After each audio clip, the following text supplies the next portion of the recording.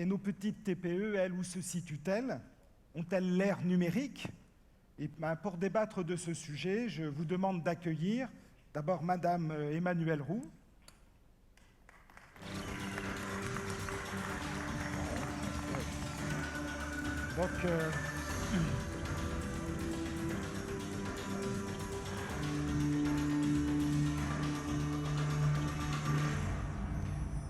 Donc, vous êtes membre du CNUM.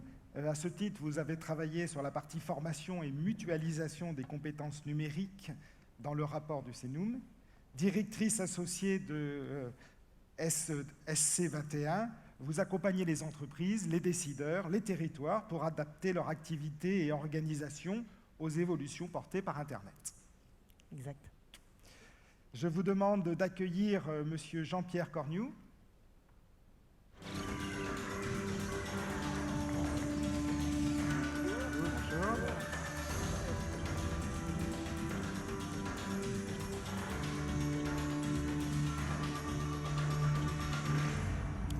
Donc, Monsieur Cornu, vous êtes entre autres l'ancien DSI de Renault, vous êtes président de Transition Numérique, directeur général de SIA Partner, avec 850 consultants, plus de 25 nationalités, et j'ai lu que vous êtes considéré comme un agitateur d'idées, et vous avez un enthousiasme communicatif.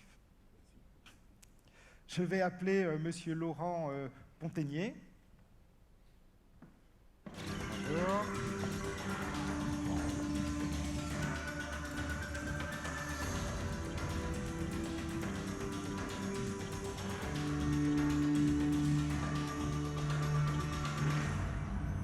Donc, Monsieur Pontainier, vous êtes délégué général de l'association Transition Numérique Plus, ATN+, partenaire du programme gouvernemental Transition Numérique, et vous avez pour mission d'alimenter les acteurs chargés sur le terrain de répondre aux demandes des entreprises et particulièrement des TPE en matière numérique. Je vais aussi appeler Monsieur Thibaut Calins.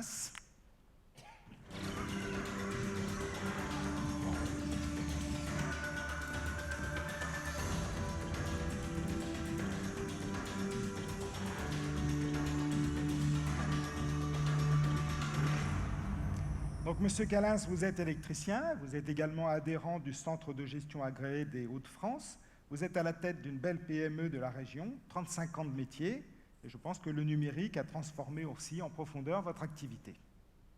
Et donc, pour commencer, je vais m'adresser à Monsieur Cornu. Le thème du numérique aujourd'hui est à la mode, hein, on trouve partout des colloques, on a encore des articles avec des titres évocateurs « Faut-il avoir peur du numérique ?»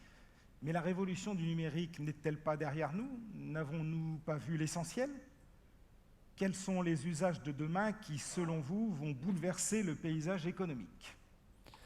Eh bien, nous sommes effectivement au cœur d'une réflexion profonde de transformation. Je pense qu'il ne faut pas dire que la révolution numérique est devant nous, on est en plein dedans, et on est en plein dedans depuis de nombreuses années déjà. Le numérique s'est déjà payé quelques crises, vous vous souvenez, la crise de 2000, la première explosion de la bulle. Tout ceci est une trame qui s'inscrit dans une longue portée. Peut-être que je pourrais avoir la machine à zapper pour avancer les slides. En fait, on invente toujours des mots nouveaux pour parer de vertus des choses anciennes. Ça, c'est une vieille tradition des marketeurs et des consultants dont je fais partie.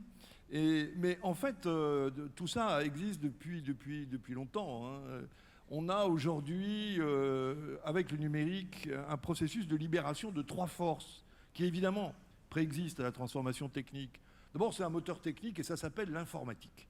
Alors, on peut dire digital, on peut dire tout ce que vous voulez, mais en fait, le numérique, ce n'est que de l'informatique. C'est des réseaux, c'est des processeurs, c'est des traitements, c'est des applications. Alors évidemment, on met des choses nouvelles, on met de la donnée massive, en français on appelle ça big data, on met de l'informatique en nuage, en français on appelle ça cloud computing, parce qu'évidemment ça fait moderne, mais tout ceci existe, et les gens qui font de l'informatique depuis pas mal d'années, comme moi, peuvent démontrer qu'il y a une totale continuité. Mais on va beaucoup plus loin, beaucoup plus vite, et on touche beaucoup plus de monde. La deuxième force, c'est une transformation sociétale. Ce que disait Mounir tout à l'heure, c'est que les Français sont beaucoup plus propices à utiliser le numérique pour leurs besoins personnels qu'en entreprise. C'est de la faute aux dirigeants d'entreprise, clairement. Et là, j'assume ma responsabilité. Mais il est évident qu'à partir du moment où la révolution numérique vient du peuple, vient des gens, il faut qu'elle transforme les entreprises parce que les gens, hein, je ne fais pas du populisme là-dedans, hein, sont tous porteurs d'informations qu'ils doivent faire remonter dans leurs entreprises pour changer les comportements des entreprises. Et ça, c'est extrêmement important de comprendre que pour la première fois dans l'histoire de l'humanité, une révolution technique ne vient pas des entreprises, mais des utilisateurs. Et ça change tout. C'est pour ça que c'est une révolution économique. C'est une révolution qui remet le pouvoir entre les mains du client. On en a rêvé, on l'a craint. Moi, j'ai fait beaucoup d'années de ma vie en entreprise. C'est vrai qu'un client bien informé, il faut le traiter avec beaucoup de soin, beaucoup d'intelligence, et c'est quand même pas évident. Hein, il faut se remuer sérieusement. Et tout ceci se fait en temps réel. Dans le temps, on pouvait dire, tiens, je vais mettre 3 semaines pour répondre à une demande d'un client. Aujourd'hui, quand on ne répond pas à un courriel d'un client en moins de 60 minutes, on est ringard. On est mauvais. Et c'est ça qui est très important. C'est que dans les pays dont on parlait tout à l'heure, qui sont en avance sur nous, la Scandinavie, la Corée, le Japon, les États-Unis, le Canada, tous les patrons de PME ont mis en place des systèmes où on répond aux clients en 60 minutes, 30 minutes, 10 minutes. C'est simple. On n'est pas dans de la haute technologie, on est dans du process de gestion des affaires. Et c'est ça qu'il faut comprendre. Et si on ne l'a pas compris, on n'a pas compris que cette architecture de la révolution numérique qui s'appuie sur la technique, sur les savoirs, n'a de sens que dans l'action. Agir dans le numérique, c'est agir de façon extrêmement différente pour faire évidemment des choses nouvelles. Alors, qu'est-ce qu'on voit ? On voit qu'on est passé d'un monde complètement dissocié entre le monde du travail qui avait ses outils, les machines à écrire, les téléx, les fax, et le monde grand public qui ignorait tout ça. Aujourd'hui, en entreprise, on a les mêmes outils qu'à la maison.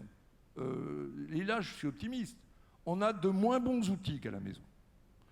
À la maison, on peut envoyer n'importe quel courrier électronique avec 50 mégas de pièces jointes. En entreprise, on croit encore pertinent de limiter à 3 mégas ou 5 mégas la taille des pièces jointes. Et ça crée un désordre tout à fait considérable.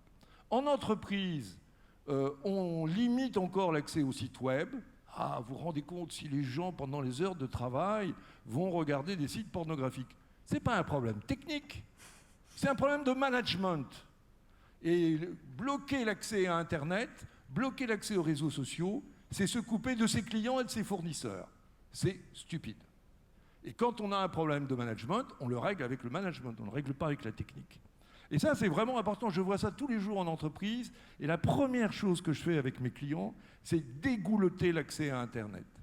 Alors pourquoi on est dans une révolution profonde ? On est dans une révolution qui remet à plat tout ce qu'on a appris au cours du 19e et du 20e siècle. On est face à une demande infinie. Et ne soyons pas malthusiens, ne croyons pas que le web, tout ça, va détruire des emplois, etc. Non, le web va recréer un tissu économique sur des bases différentes.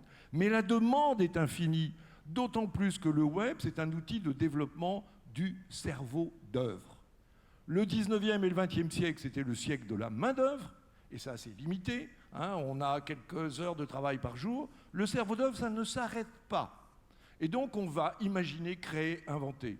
Il faut savoir que depuis 2010, pas longtemps, hein, on a fabriqué plus de documents techniques, scientifiques, commerciaux, d'images que depuis le début de l'humanité, en 6 ans. Et ça permet à tous les scientifiques de la planète d'avoir une croissance exponentielle du niveau de connaissance. Ce que l'on sait aujourd'hui n'a rien à voir avec ce qu'on savait en 2010. Imaginez ce qu'on saura en 2025. Donc nous avons une capacité infinie de recherche et de reconception de nos produits, de nos services, de nos processus.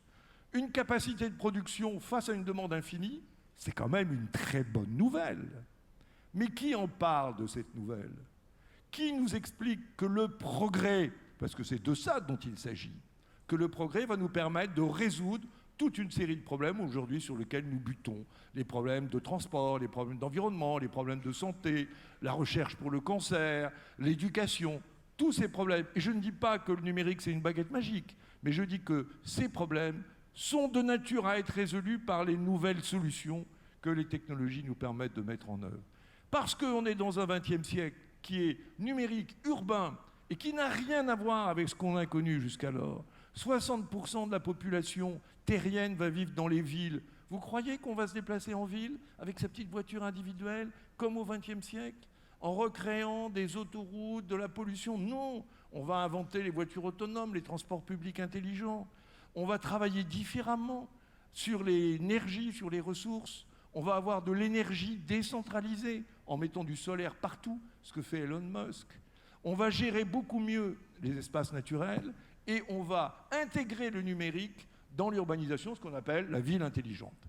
Et tout ça, c'est du boulot, c'est du chiffre d'affaires pour vous et pour vos entreprises.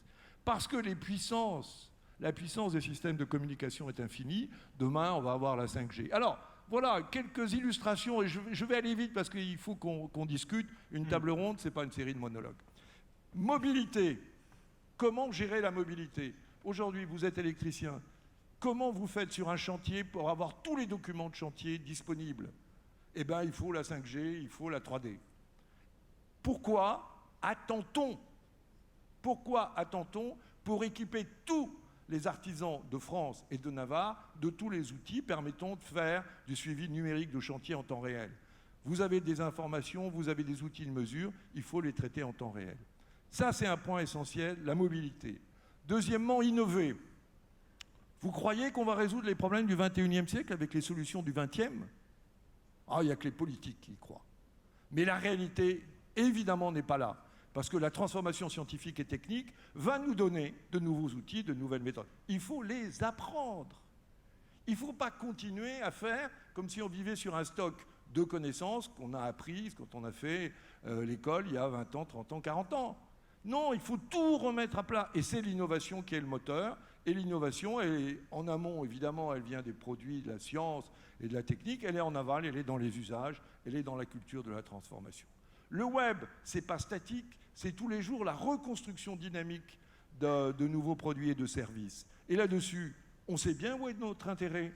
On va utiliser le web pour aller plus vite d'un point à un autre. On va avoir des informations sur les programmes de cinéma, sur le prochain TGV qui va partir de l'île Flandre. On va trouver avec Blablacar. Alors moi, j'adore Blablacar, j'utilise beaucoup Blablacar. Alors on voit arriver un mec avec les cheveux gris avec la Légion d'honneur en Blablacar. Je peux vous assurer qu'en général, ce sont des jeunes qui conduisent des voitures. Et c'est génial parce que ce sont des rencontres passionnantes avec des gens qui disent « Oui, mais nous, on fait Blablacar parce que c'est à la fois un geste civique, c'est un service public. » rendu par des privés. Alors évidemment, ça ne plaît pas à Martinez, ce genre de truc, mais c'est la réalité. Et en plus, on rencontre des gens. Vous voyez les gens qui, dans les services publics classiques, font la gueule, vous voyez dans Blablacar des gens souriants. Et ça, c'est la révolution numérique. Alors évidemment, c'est la production collaborative, parce que le web, ce n'est pas simplement la musique, Facebook et les rencontres, c'est du boulot de fond. C'est je produis une maison, je produis un wagon de chemin de fer, un tramway en production collaborative parce que tout le monde, tous les gens dont j'ai besoin travaillent ensemble sur la maquette numérique. Et c'est ça la réalité. Que vous soyez TPE, grande entreprise, bureau d'études en Chine ou à Romorantin, vous pouvez travailler en production collaborative. Alors, évidemment, pour finir, tout ça n'est pas... L'encre n'est pas sèche. C'est pour ça qu'on avait inventé ce mot transition numérique, parce qu'on savait qu'il fallait s'inscrire dans la durée et dans la profondeur. Quand on parle de transition numérique, c'est qu'on est prêt dans nos têtes à accepter la révolution qui va suivre derrière, qui va être plus de mobilité, plus de rapidité, plus d'intelligence répartie, plus de cerveau d'œuvre. Et dans les technologies disruptives, on voit bien qu'on va travailler évidemment sur ce qu'on appelle l'humain augmenté.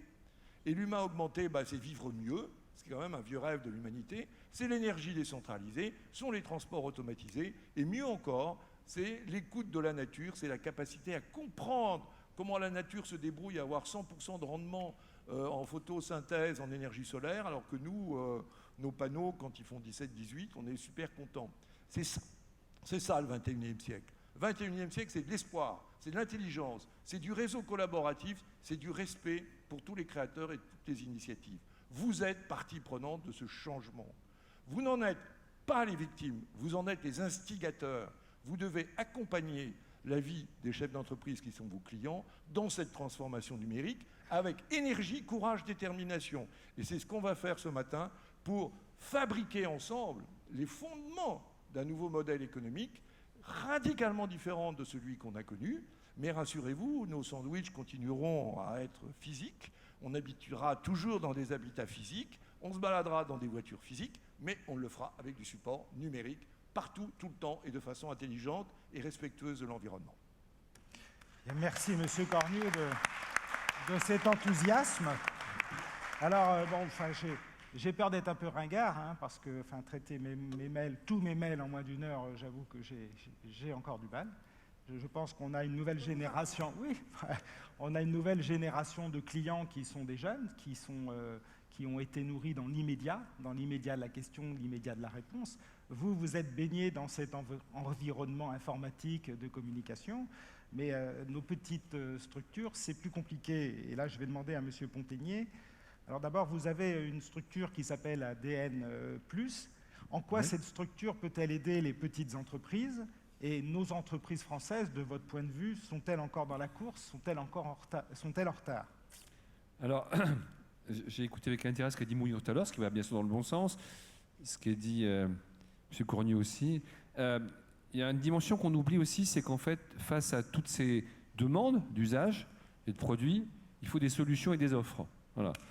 Et il y a eu beaucoup d'intelligence qui a été stimulée, générée sur l'Internet, bien sûr, mais au regard de toutes ces idées, eh bien, il y a des produits, des solutions qui ont été élaborées par des gens qui sont des industriels, on appelle ça des industriels, parce qu'ils ont créé véritablement, même sur le service numérique, ça reste du savoir-faire, de la R&D, quelque chose qu'on délivre, quelque chose qu'on maintient, voilà.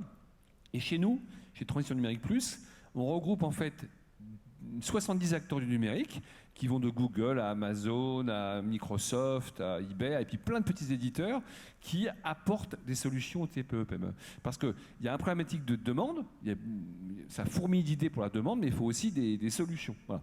Et ce qui est intéressant, c'est de voir que, contrairement à ce qu'on pourrait penser, les choses ne sont pas manichéennes, c'est-à-dire que tous les gens qui sont dans le numérique aujourd'hui, les acteurs du numérique, les vendeurs du numérique, les industriels du numérique, sont tous conscients qu'il y a une dimension pédagogique et un petit peu évangéliste à faire progresser l'ensemble des entreprises sur ce sujet. Et notamment les TPE-PME, puisque comme disait Mounir tout à l'heure, c'est là où est le futur de beaucoup de pays, notamment la France. Il y a beaucoup de petites entreprises qui doivent accélérer pour pousser ça. Donc nous, chez Transition Numérique Plus, on est les industriels qui encouragent cette évolution avec des solutions économiques, maintenant fondées sur le cloud, donc du paiement à l'abonnement très économique, simple à adopter.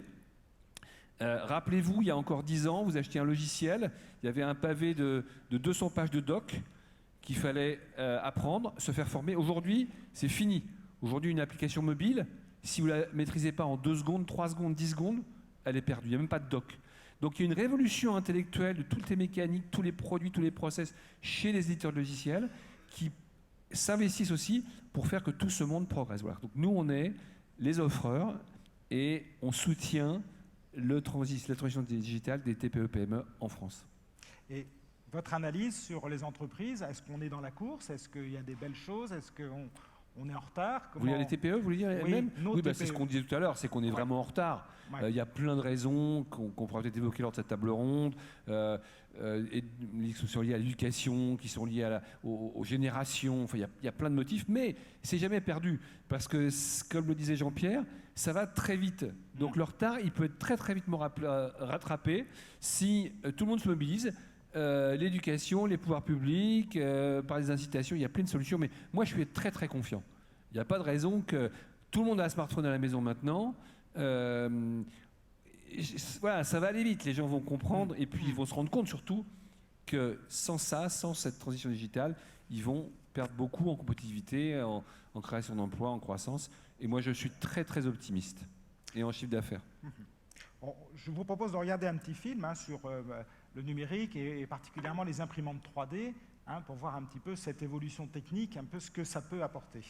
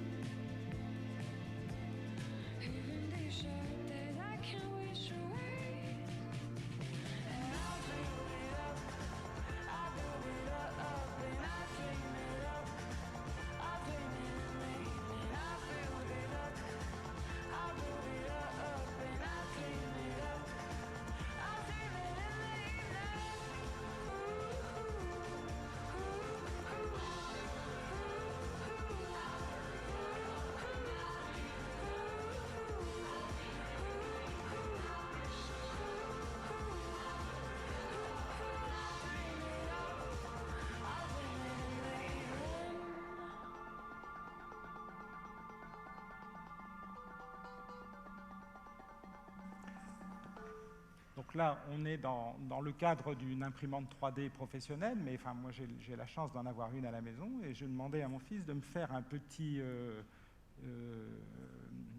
représentation de la FCGA et on l'a filmé. Il a 17 ans et voilà ce qu'il est capable de faire à la maison avec une imprimante vraiment basique.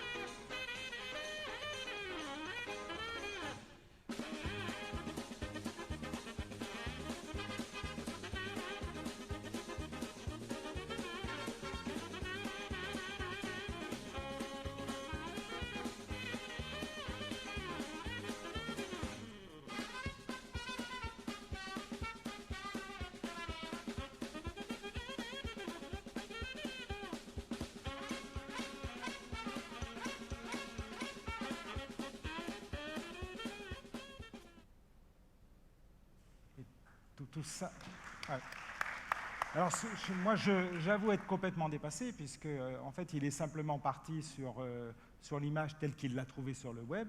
Et il a fait tout ça, y compris, c'est lui qui a fait le film, il a fait le time-lapse, je ne sais pas quoi, voilà. Donc, donc d'abord, vous verrez aussi qu'on a une société, la société Dagoma, qui est une start-up régionale là, qui propose de l'impression 3D, et elle fera des démonstrations sur le stand de la fédération, donc je vous invite à ça. Alors vous, Madame Roux, donc, vous êtes une passionnée du web, vous avez créé des Fab Labs, certains éphémères, vous vous êtes intéressé aux objets connectés, à la pédagogie des enfants et des adultes dans le domaine du numérique. Alors tout cela ne fait-il pas un peu geek, un peu complexe? Qu'est-ce qu'un Fab Lab? D'abord, en quoi cela concerne-t-il l'artisan, le commerçant et la TPE? Merci, ravi d'être là tout d'abord. Bonjour à tous. Avant de répondre à cette belle question, je voudrais revenir sur ce qui a été dit. Et effectivement, d'abord, la révolution, on pourrait l'attendre devant nous. Elle est derrière nous depuis déjà longtemps. Elle est en cours et vous avez bien fait de parler de transition, puisque c'est une transition qui a commencé il y a déjà longtemps. Je vous rappelle que de la musique ou la presse se sont fait disrupter, on dirait aujourd'hui, fin des années 90 tout de même. Et qu'il est surprenant de voir que nous tous ici, alors que le mouvement a bientôt... Moi j'ai commencé, mon premier modem c'est 95, donc il y a 20 ans. La première fois où je touche un micro-ordinateur, c'était il y a 30 ans. Donc on se demande quand même comment nos organisations, et d'ailleurs moi j'ai la chance de vivre au contact des très grands groupes, des institutions, des TPE, parce que j'en suis une, je suis une TPE vendéenne, j'ai une deuxième TPE que je viens de créer, lilloise, pour toutes les raisons qui ont été citées tout à l'heure, qui fait que j'ai décidé d'implanter ma nouvelle boîte ici, effectivement, et du monde académique, puisque pendant longtemps j'ai conseillé le président de l'université de Cergy-Pontoise. Tous ces univers sont face aux mêmes problématiques, et en fait ont les mêmes difficultés, celle de se repenser, de se réinventer. Pourquoi? Parce qu'en fait, les incitations, elles ne viendront pas d'ailleurs. Les incitations, je me mettrai en faux si vous permettez, on ne doit les attendre ni de l'État, ni du fisc, ni de personne d'autre. Le numérique, c'est nous. La révolution, c'est pas celle de la technique.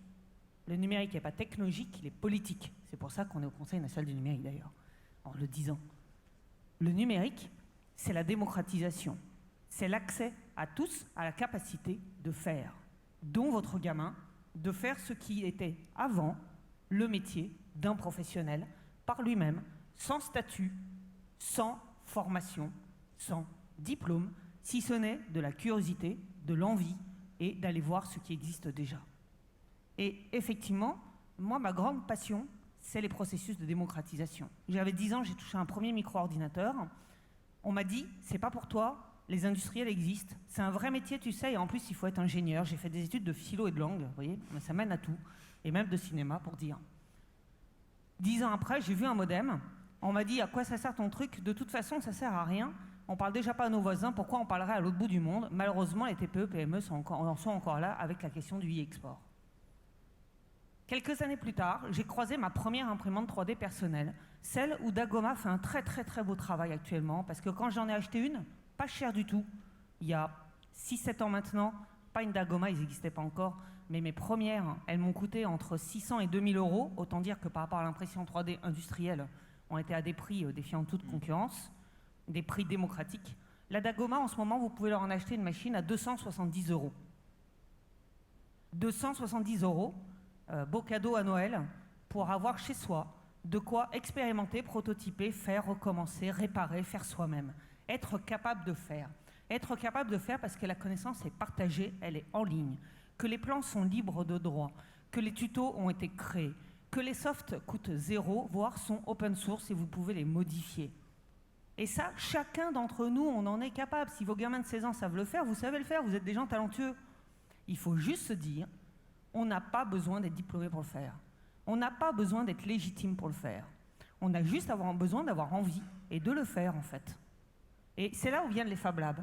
Les Fab Labs sont ces espaces de fabrication, dit-on, plus exactement, c'est Fabulous Laboratory, ces laboratoires fabuleux.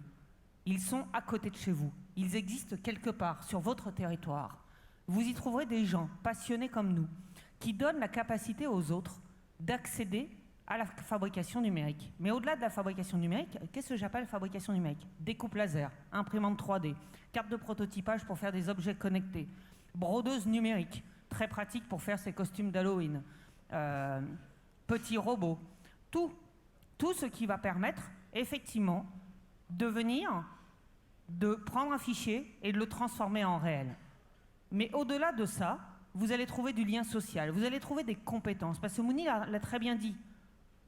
Nous avons besoin d'intégrer dans toutes les entreprises des compétences. Toutes. Et pour autant, j'ai bien entendu, vous ne l'avez pas dit, mais quand il dit « Oh, les grands groupes, c'est facile, ils ont été recrutés plein de gens », on le sait bien, les TPE ne recruteront pas aussi facilement, et encore moins ces gens talentueux, et encore moins quand ils sont en Vendée, en Lozère, ou je ne sais où.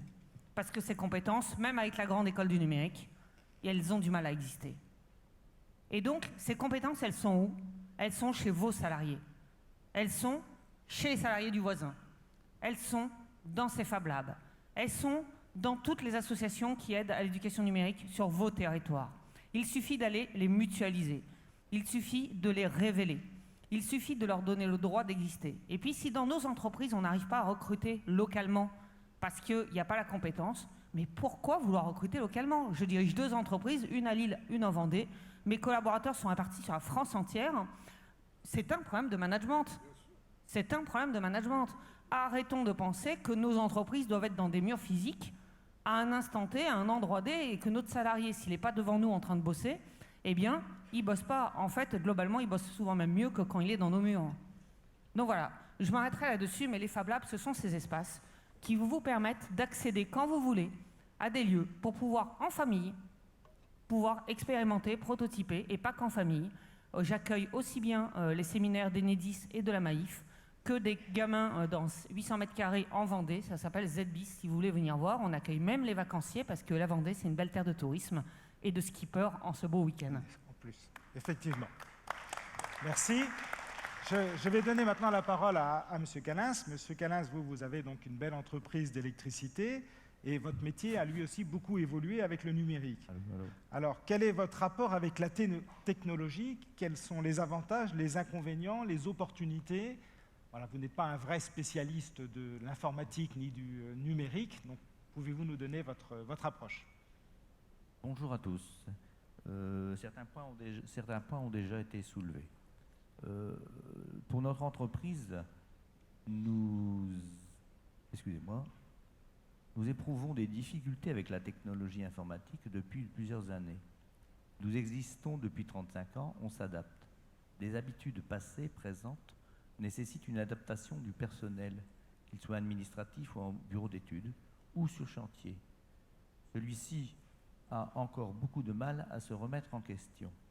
Le temps de formation en interne ou en externe n'est pas toujours compatible avec les tâches urgentes ou imprévues pour l'activité de l'entreprise.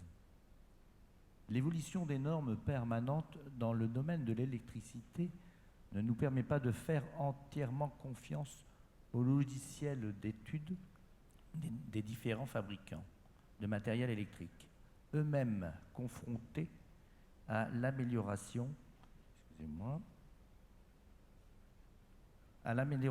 de la technique de fabrication liée à la rapidité du numérique qui favorise la recherche et le développement de nouveaux produits.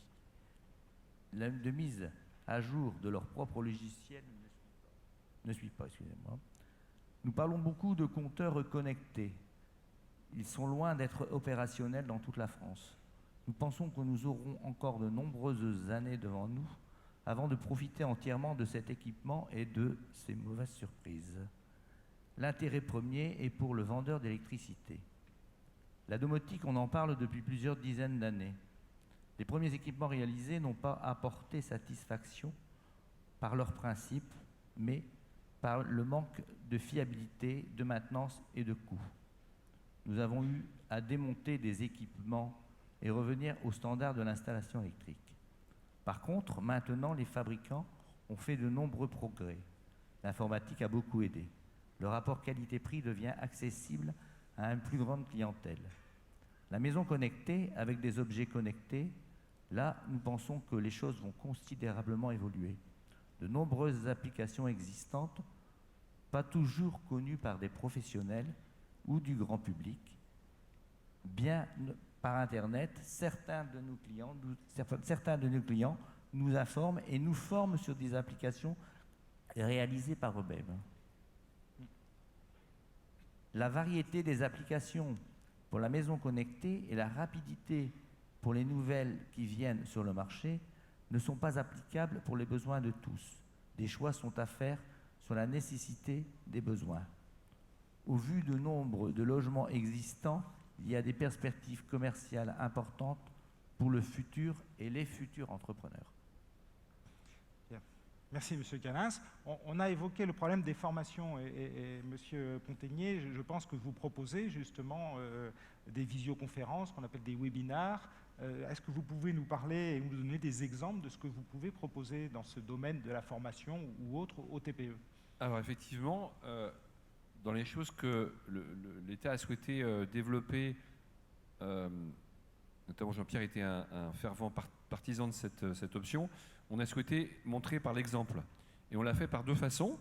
Tout d'abord sur le site transitionnumérique.fr, transition-numérique.fr, il y a à peu près aujourd'hui une centaine de webinars en ligne qui adressent des choses vraiment très basiques, c'est-à-dire pourquoi un site internet, qu'est-ce que c'est qu'un CRM, qu'est-ce que c'est qu'un réseau social. Donc ça, c'est produit par des entreprises qui offrent des solutions. Donc par exemple, Google explique comment faire de la pub en ligne, puisque c'est quand même les gens qui sont les leaders. On a aussi des petits éditeurs français qui ont des solutions innovantes qui présentent les leurs. Donc c'est très pédagogique et très orienté usage. Ça dure en moyenne un quart d'heure, 20 minutes. Et on peut les consulter librement. Et puis le deuxième aspect qu'on a souhaité développer sont des exemples de parité. C'est-à-dire qu'on a lancé l'an dernier un concours qui s'appelle les succès du numérique. On a récompensé en fait 5 projets qui sont des projets de transition numérique réussis, des TPE qui avaient une problématique, qui ont été voir un offreur de solutions et qui ont mis en place quelque chose qui a été successful, qui a eu du succès. Donc voilà. Donc sur ce site transitionnumérique.fr, on a vraiment souhaité jouer l'exemplarité et la pédagogie. Donc visitez-le, c'est gratuit, c'est thématique et ça répond, je pense, grâce au travail qui a été mené par la gouvernance de transition numérique, à 99% des problématiques de quelqu'un qui veut faire sa mutation digitale. Merci. Monsieur Cornu, on voudrait parler de l'humain quand même, parce que l'humain dans tout ça, est-ce que ça ne va pas trop vite? Est-ce que le numérique n'est-il pas destructeur d'emplois? Alors on va parler de Kodak il y a longtemps, mais on parle de La Poste qui ne sait plus quoi faire de ses postiers. Enfin, il y a un certain nombre d'alarmes qui nous disent comment va-t-on gérer le problème humain dans cette évolution.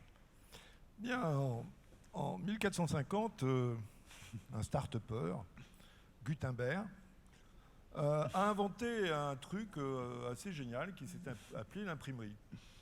Et alors effectivement, il a demandé l'autorisation parce qu'à l'époque, vous savez, on se faisait couper la tête si on enfreignait le monopole de l'Église sur la publication et sur le développement de la connaissance. Alors évidemment, ils n'en faisaient rien parce qu'ils n'avaient pas envie qu'on développe l'intelligence collective parce que ça remettait en cause quand même les fondements de leur business. Alors Gutenberg arrive, il va demander à son archevêque l'autorisation d'éditer des livres en disant « mais rassurez-vous, mon archevêque, je ne publierai que des Bibles ». Et évidemment, il a publié des Bibles, les premières Bibles absolument remarquables de Gutenberg, qui existent encore, hein. Il y en a à peu près la moitié de la première série qu'il a faite. Mais évidemment, il a généré un immense besoin de lecture, de transformation, d'écriture, parce que les gens ne se sont pas contentés de lire la Bible, ils ont inventé plein de trucs. Ils ont demandé l'autorisation à personne.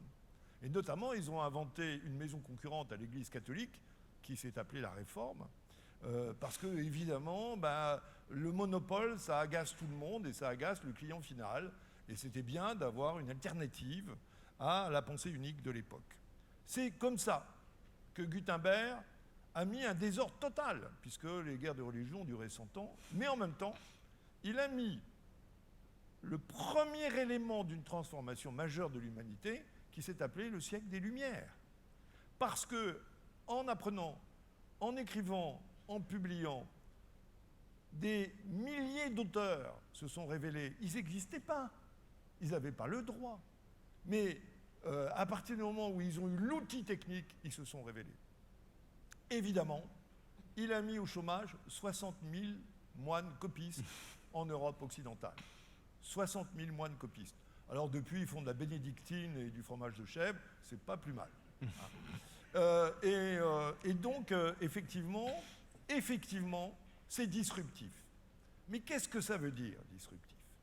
Ça veut dire que ce qu'on faisait avant, l'électricité, le chauffage, la plomberie, la médecine, le notariat, la comptabilité, eh bien on va le faire de façon radicalement différente, avec des outils nouveaux.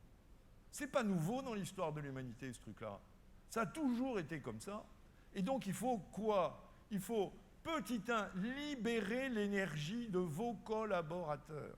N'allez pas chercher nulle part ailleurs. Vous avez dans vos équipes, aussi petites soient-elles, dans vos clients, vous avez un mec qui a mis en place un site web extraordinaire pour son association de parents d'élèves, pour son club de ski, pour son club de patchwork. Vous l'ignorez. Vous l'ignorez parce que vous êtes dans une logique historique où les gens qui viennent en entreprise viennent avec un contrat de subordination. C'est-à-dire que, fictivement, lorsqu'ils franchissent le matin à 8 h la porte du bureau, ils vident leur cerveau de tout ce qu'ils aiment, de tout ce qu'ils pensent, de tout ce qu'ils font, et ils attendent que vous, les chefs, vous remplissiez le cerveau. En leur disant, bah, tu fais ci, tu fais ça, tu réponds au client machin, tu vas connecter tel truc à tel truc. Eh bien, c'est une manière obsolète de travailler. Ce qu'il faut, c'est pas considérer que les gens avec qui vous travaillez sont des crétins absolus, incapables de créativité, d'innovation et d'apprentissage. Il faut inverser. Il faut dire en quoi mes collaborateurs peuvent, moi, m'apporter des choses nouvelles, des idées nouvelles, de l'intelligence, des talents, des compétences cachées. Et moi, ça fait des années, parce que ça fait Internet, c'est 20 ans. Hein. J'ai fait partie de la FNET, j'ai fait la première journée, première fête de l'Internet en 95.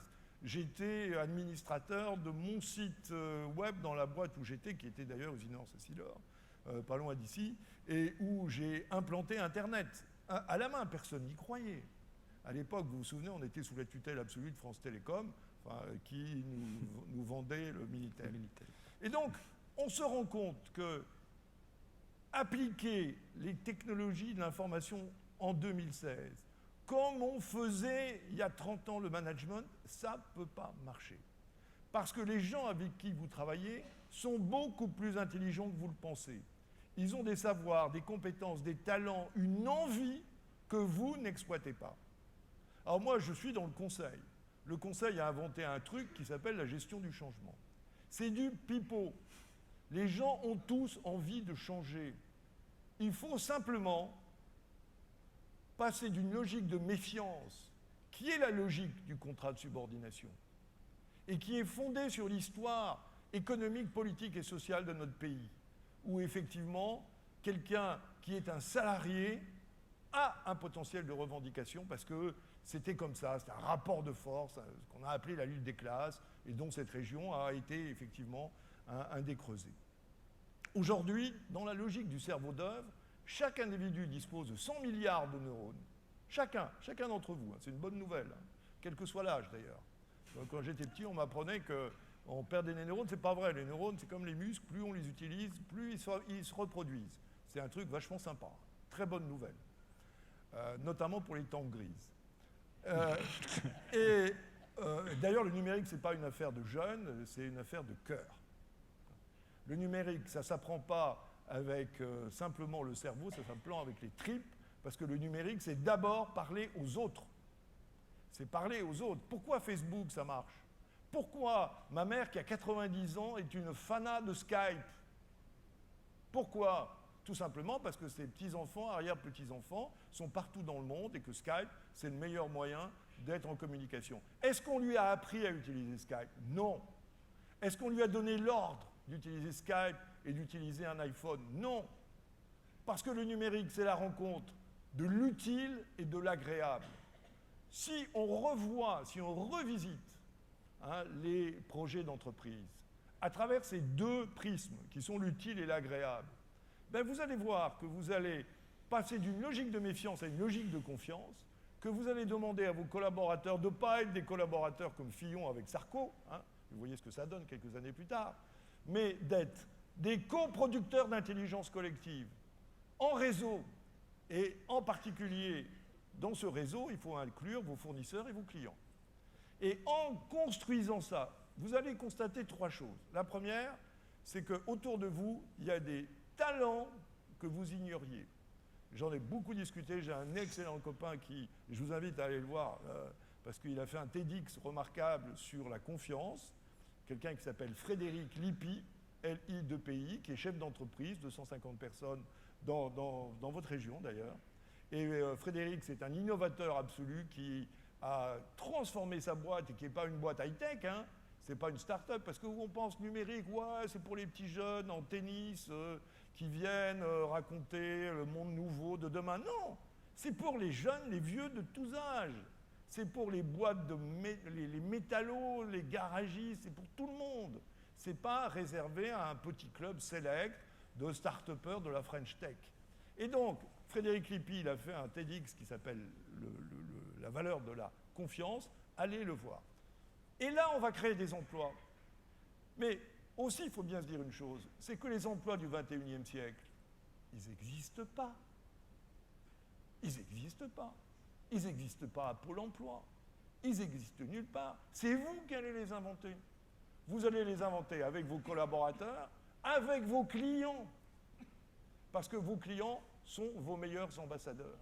Et c'est eux qui vont vous aider à orienter votre offre, à changer. Vous parliez, et je ne suis pas d'accord avec vous sur le fait que l'électronique ou l'informatique soit un frein. Aujourd'hui, on peut faire de la domotique en ligne avec des produits qui ne coûtent pas grand-chose et des logiciels super géniaux sur smartphone. C'est pour ça que comme des boîtes comme Netatmo, comme Weezings, mais maintenant le grand, il vient, Somfy, pour qui je travaille, fait des choses extrêmement intéressantes. Donc, il y a une offre. C'est vrai qu'elle est méconnue, mais j'achève là-dessus. Somfy a fait un truc génial, d'ailleurs qui est une source d'inspiration pour tout le monde. Somfy a dit, c'est vrai que mes revendeurs, mes installateurs, parfois ils sont lents à la détente. Mais en même temps, je les aime, je ne vais pas les court-circuiter.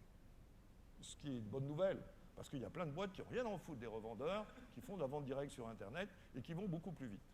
Et ils se sont dit, mais je vais utiliser mes clients, et ils ont créé un groupe qui s'appelle les Yellows, qui sont des utilisateurs avisés.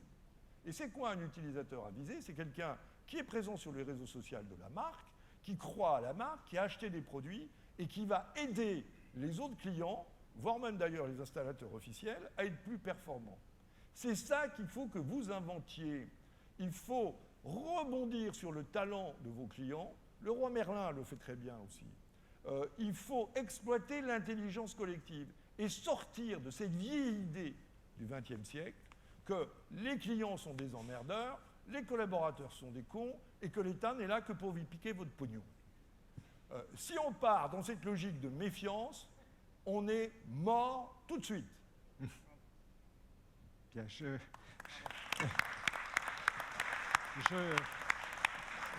rebondis sur nos seniors et les plus vieilles générations, et je suis absolument d'accord avec vous. Ma maman qui a Internet arrive à faire Skype avec ses petits-enfants, mais par contre, elle est incapable de déclarer son emploi à domicile, que je suis obligé de lui refaire toutes les semaines. Donc non, peut-être que ça l'intéresse pas. Je pense que c'est plutôt ça. Voilà. Je pense que ça l'intéresse pas. Et donc par rapport à nos seniors, Madame Roux, est-ce que vous ne pensez pas que pour certains, ce n'est pas anxiogène, ce n'est pas un peu tard? Et je parle surtout de ceux qui sont obligés d'être connectés par obligation administrative notamment. Est-ce que vous avez, vous, des gens, rencontré ce type de problème chez nos seniors? En fait, étrangement, senior ou pas senior, ce n'est pas la question. Parce que je peux vous dire que je suis épatée, voire effrayée, de voir des jeunes de 20-25 ans me dire que de toute façon, ils veulent bosser dans l'événementiel, mais que les réseaux sociaux, c'est pas leur affaire, parce que quand même, c'est un job et que c'est eux qui doivent pouvoir contrôler l'information. Donc, et à l'inverse, j'ai eu un grand-père, malheureusement décédé maintenant, mais qui à 95 ans manipulait très bien sa tablette et avait suivi toute l'évolution technologique du XXe siècle. Je vous rappelle que là, pour le coup, pour des gens qui ont connu des transformations, parce qu'on nous dit dans les entreprises, oh, les réseaux sociaux, ça peut être dangereux, mais je pense qu'on s'est dit la même chose dans les années 50 quand le téléphone est arrivé sur les bureaux. Je suppose, j'étais pas là. Mais... Voilà. Donc je pense que ces transformations managériales, on les a déjà vécues.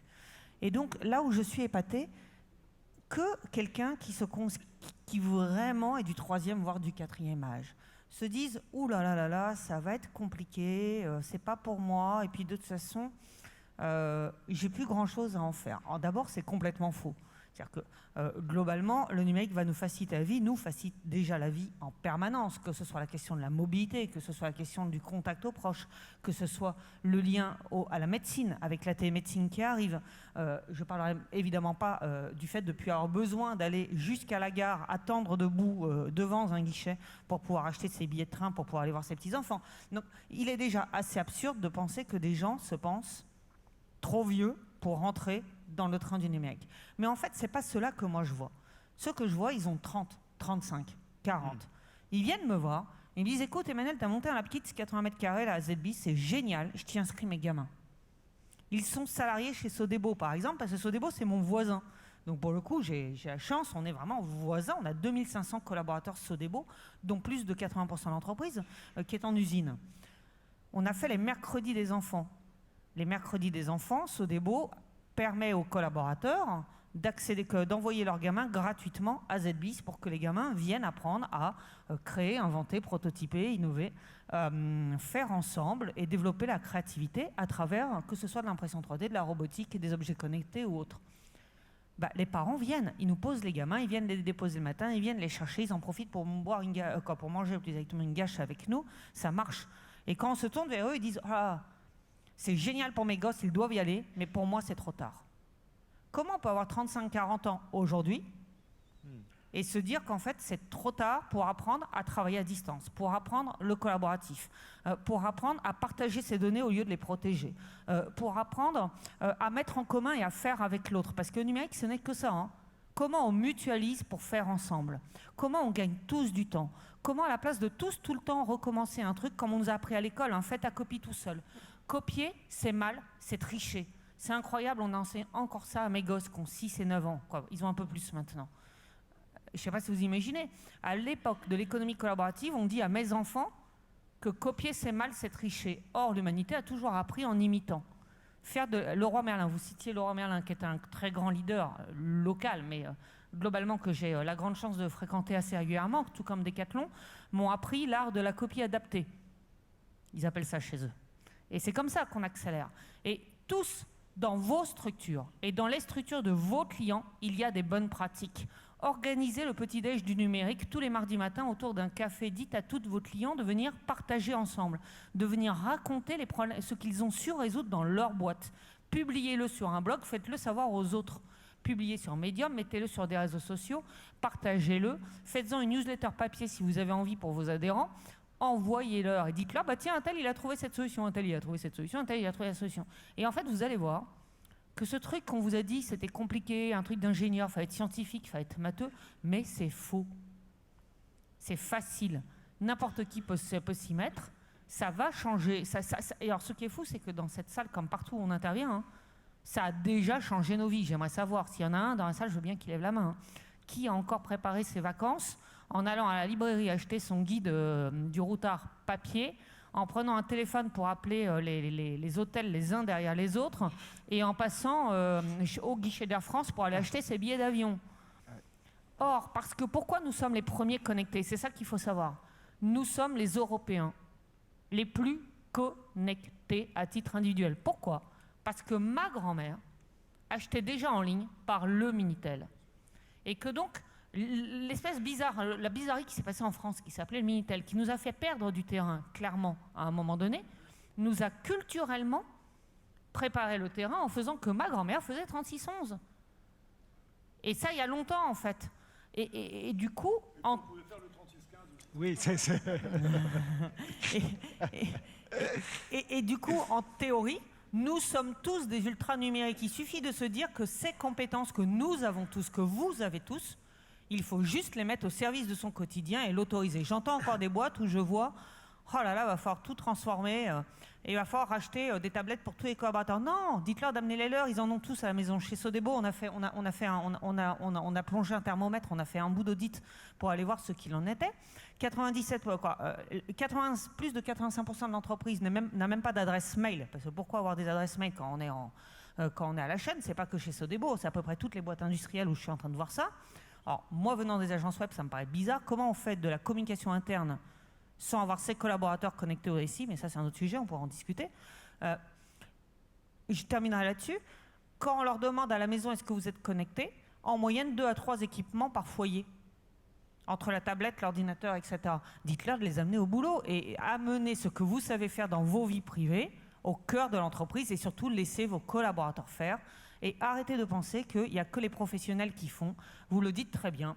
Les gens inventent eux-mêmes, dans nos labs d'ailleurs, leurs solutions de domotique avec des cartes qui s'appellent Arduino. Il faut investir 20 €. Derrière, toutes les ressources sont en ligne. Les tutos existent. Elles sont Creative Commons, libres de droit, libres de partage.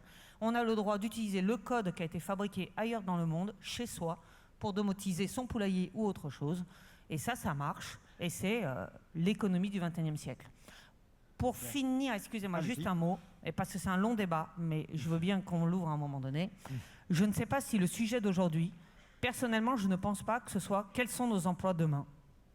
Personnellement, je pense c'est quelles sont la clé de répartition de la valeur générée par les automates, par le big data, par l'algorithmique, par l'intelligence artificielle, par nos imprimantes 3D, toute cette production qui est faite.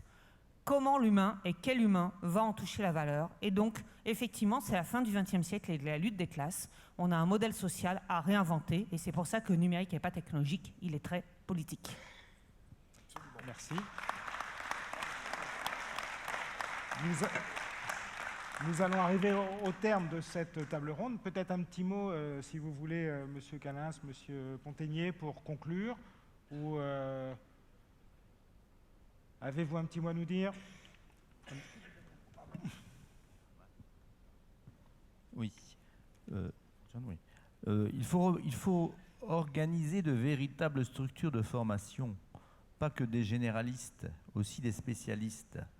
Favoriser la reconversion professionnelle en vérifiant sérieusement en préalable la capacité et l'adaptation de la personne que l'on forme dans la spécialité choisie.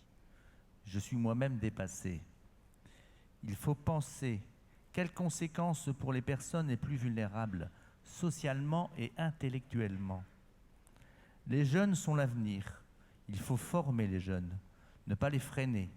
Sinon, on sera en manque de compétences. L'éducation nationale doit évoluer dans la qualité de l'orientation professionnelle. Tout le monde ne peut pas comprendre, apprécier l'informatique. Donc, donner de nouveaux moyens à l'éducation nationale. Nous disons bien de nouveaux moyens. Et surtout, pas en rajouter une couche, passez-moi l'expression, au travail réalisé par les professeurs actuellement. Je tenais aussi à préciser, dans la maison connectée, on a cité l'exemple de Somfy, mais si le moteur de volet roulant n'est pas posé correctement, là, ça ne sert à rien d'être domotisé.